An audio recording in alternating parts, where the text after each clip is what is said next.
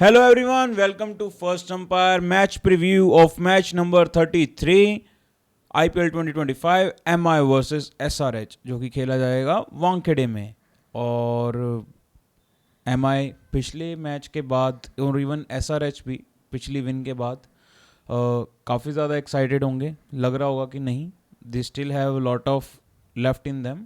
सो अब वही दोनों टीम्स दोबारा आपस में भिड़ रही हैं और चांसेस है कि जो टीम यहाँ पे हारेगी उसका कैंपेन अब डीरेल होने के चांसेस ज़्यादा हैं, बहुत ज़्यादा, क्योंकि ऑलमोस्ट सिमिलर से पायदान पे खड़े हैं दोनों।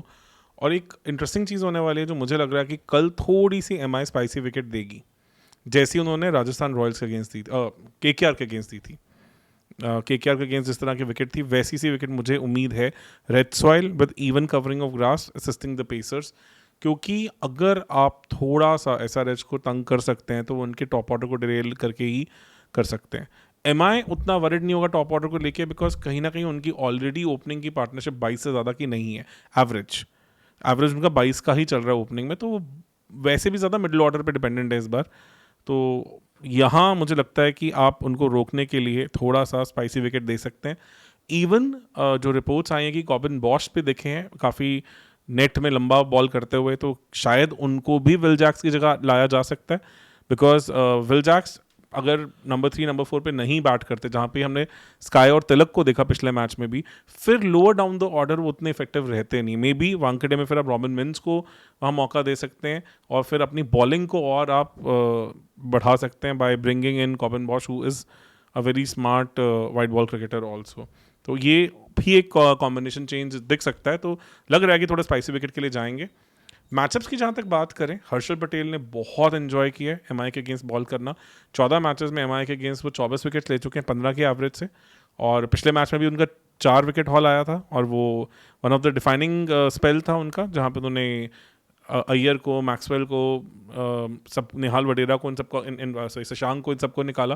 निहाल ऑब्वियसली मलिंगा की बॉल पे आउट हुए थे।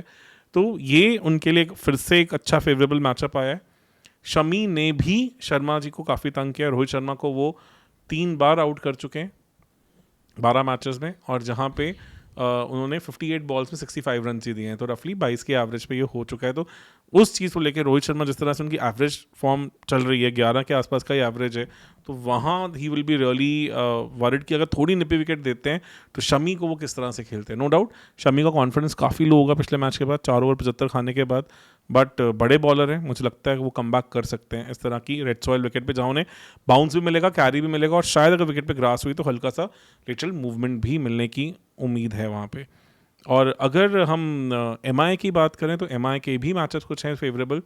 अभिषेक शर्मा अगर एक बॉलिंग यूनिट जिससे आज तंग होंगे वो एमआई है, क्योंकि बुमराह के अगेंस्ट भी उनका मैचअप बुरा है। बुमराह ने उनको 2 बार आउट किया 4 मैचेस में, 17 बॉलों में 10 रन देके, तो 5 के एवरेज है उनकी। वहीं पे दीपक चहर और बोल्ट ने भी उन्हें 2-2 बार आउट किया हुआ है। तो ये एक ऐसा फास्ट बॉलिंग लाइनअप है जहां शायद अभिषेक शर्मा थोड़े से ध्यान से खेलना प्रेफर करेंगे, बट डेफिनेटली जिस टाइप का उनका गेम प्ले है वो करना मुश्किल होगा। और अपार्ट फ्रॉम दैट बुमराह ने भी वानखेड़े में एसआरएच के अगेंस्ट अच्छा परफॉर्म किया है। 5 मैचेस में उन्होंने 8 विकेट्स दिए और सिर्फ 15 एंड ऑल के एवरेज के राउंड ही वो कहानी रहती है। तो वो भी एक इंटरेस्टिंग मैचअप होने वाला है जहाँ पे ध्यान रखेंगे। जो मुझे लग रहा है छोटा ग्राउंड है, तो उसके चलते अब आप शायद करण शर्मा को बॉल करते देखें, क्योंकि उन्होंने डीसी के अगेंस्ट ऑलमोस्ट वैसे ही डायमेंशन वाले ग्राउंड में एक मैच विनिंग स्पेल किया। विग्नेश पुथूर के लिटिल टू हार्ड, बिकॉज उन्होंने अभी तक कुछ भी बुरा नहीं किया इस आईपीएल में। और बट मुझे लगता है कि जो उनकी फ्लाइटेड डिलीवरीज हैं on a smaller ground like this can travel against people like Klaasen और अभिषेक शर्मा। तो वहाँ मुझे लगता है कि थोड़ा क्विक आर्म एक्शन और somebody who is able to extract more bounce from the surface and more pace into the ball, वो शायद प्रेफर हो। तो शायद, और कंसिडरिंग पिछले मैच के Karan Sharma man of the match में, तो मुझे लग रहा है कि उनके चांसेस हैं। Man of the match MI के लिए शायद उतना काउंट नहीं करता, वो कोर्सेस फॉर हॉर्सेस के लिए जाते हैं, हॉर्सेस फॉर कोर्सेस। तो स्टिल मुझे लग रहा है कि शायद Karan might get a edge over Vignesh just because of the small dimensions of the ground and also the red soil wicket, ये रहेगा। तो डेफिनेटली थोड़ा बहुत ड्यू यहाँ पे फैक्टर आता है। हमें पता है कि एंड में वानखेड़े में ड्यू बिकम्स अ फैक्टर, तो teams chasing generally do well.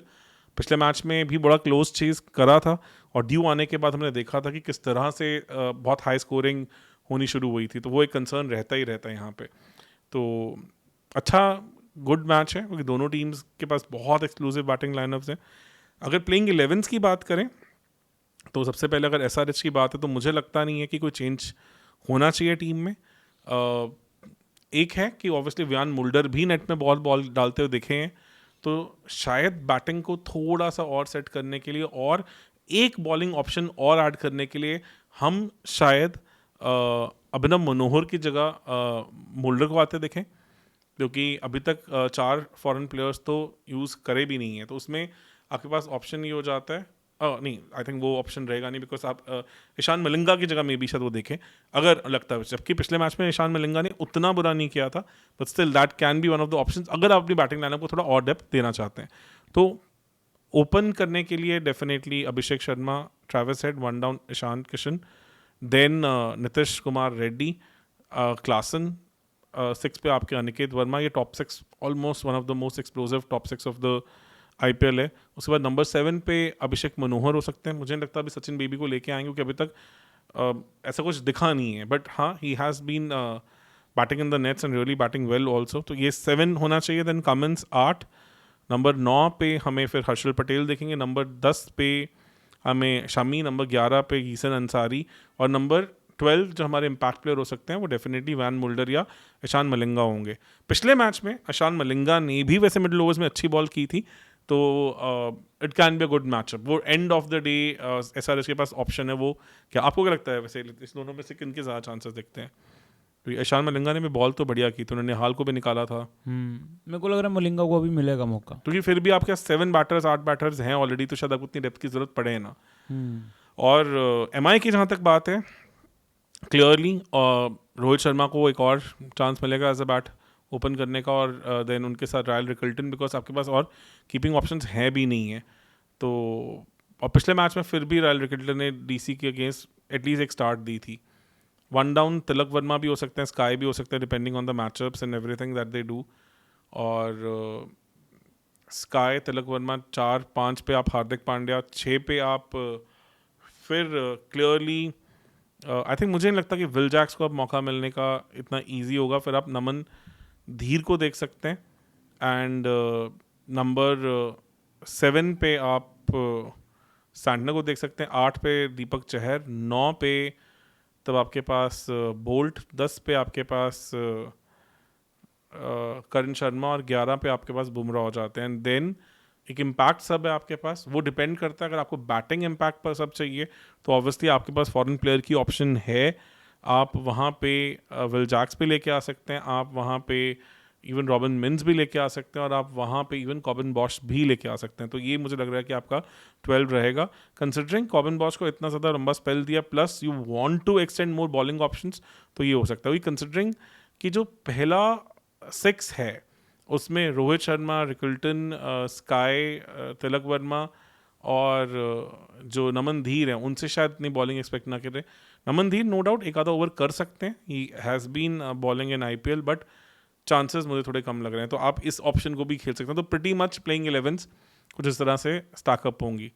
Ground छोटा है, हाई स्कोरिंग ग्राउंड है, हमें पता है कि यहाँ पे काफ़ी इजीली 20-20 रन वाले ओवर्स भी आ जाते हैं, तो मुझे एक टाइट मैच होने के चांसेस लग रहे हैं कि हाँ एक बढ़िया टाइट मैच होगा।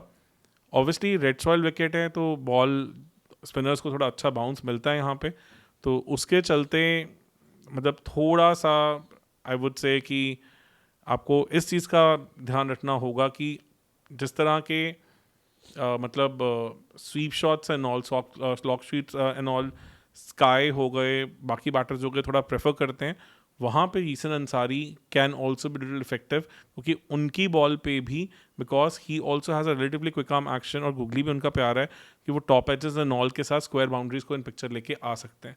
कंसिडरिंग जैम्पा ऑलरेडी पिक्चर से बाहर हैं, तो चांसेस हैं कि हीसन अंसारी के साथ जाएं, क्योंकि पिछले मैच में अच्छे लगे थे, जबकि उनको विकेट नहीं मिली, श्रेयस अय्यर का विकेट आना चाहिए था। एक और इंटरेस्टिंग चीज़ शायद SRH कर सकती है कि राहुल चहर काफ़ी साल MI के लिए खेले हैं, इस ग्राउंड को समझते हैं, तो मे भी उनको एज अ सरप्राइज वेपन लेके आए, जिस तरह से DC के अगेंस्ट MI ने करण शर्मा को उतारा था।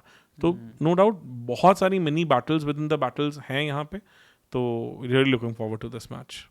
Definitely sir. एंड जहाँ एक टीम को मोमेंटम मिलेगा वहीं पे दूसरी टीम आपको दिखेगी ऑलमोस्ट उनका हर मैच फिर आने वाला नॉकआउट हो जाएगा जो टीम हारेगी यहाँ से। एंड पर ऑल इन ऑल बहुत इंटरेस्टिंग मैच होने वाला है। सो गाइज आप कमेंट सेक्शन में ज़रूर बताएं कि आपको क्या लगता है कि कौन सी टीम आपको लगता है कि जीत सकती है और कौन सी टीम आपको लगता है कि हार सकती है। एंड ज़रूर बताएं हमें कमेंट सेक्शन में। एंड अगर हमारा आपको कंटेंट अच्छा लगा तो डेफिनेटली सब्सक्राइब करें, आपकी मर्ज़ी करें, नहीं भी करेंगे तो भी it's okay. Thank you. Thank you.